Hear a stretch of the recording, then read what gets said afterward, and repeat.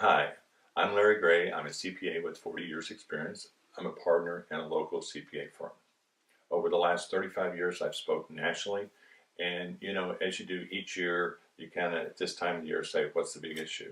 And when I look at 2017, I think identity theft is really our big issue of the year. Over the last couple of years, I've spoke over 25 times on identity theft. I've spoke for the National Association of Tax Professionals. I've spoke at the IRS tax forums, AICPA, and various other state society groups. What I want to do is kind of recap what these groups were asking of me. But before I do that, I just want to I think this is really important. I just want to read a quote. Quote, because of the sensitive client data held by tax professionals, cyber criminals are increasingly targeting the tax preparation community. All tax professionals must take appropriate steps to protect their clients and protect their businesses. The source of this is the IRS Data Theft Information for Tax Professionals. Okay, let's look at identity theft and why I'm so concerned about it. One, they're moving from what I call retail to wholesale. If they steal one person's identity, that's what they have. And if they steal it from their home, do they have their bank records on, their tax returns, etc.? But if they go to the wholesale side and they hit you or I, they might get 2, 3, 4, 500 returns. Not only that, but it's so organized and complete. See, we have more information that a thief would need to prepare a return than even the IRS. We have information the state has. We have the copies of the Social Security cards. We have the W-2s.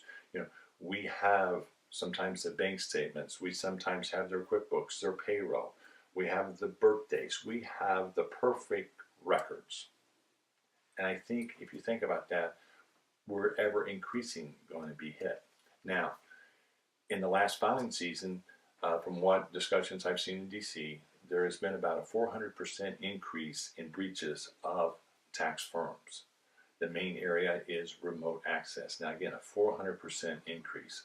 How does this happen? Well, it can be as easy as opening an email or clicking on the wrong link, or an employee plugging the phone into the office computer or the home computer if you're using it remotely, and there's malware on the phone and it gets downloaded. Then just by hooking it up, it gets downloaded onto your personal computer or your office computer. The client that walks in with a memory stick and says, here's my QuickBooks, and you put that in a computer. If there's malware on their system, there's now malware on your system. We have to have strong passwords. We have to change them timely. Our information needs to be encrypted, including our backup information. I think it's also important that we have to have a strong security plan. What's the risk? It's your professional and personal reputation. There's also regulatory penalties and fines.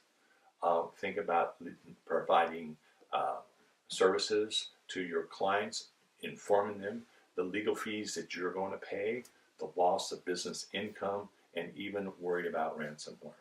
I just seen a recent survey that said the cost of a breach now is about $220 per file. You got 200 returns, it's $40,000. You got 400 returns you're doing, that's $80,000. So it's very important to have that. I believe in having cybersecurity insurance just like I had malpractice, and I now have both. And I went through and looked at cost effectiveness, services provided, and what I did is I came up with my plan is now with the American Advantage Association. And again, it's because of cost effectiveness, but they have a professional breach recovery team. They have legal counsel on duty. And the other thing is they got education material to help to even avoid that. So I think it's very important, again, to have the cyber insurance coverage. And I got mine through American Advantage.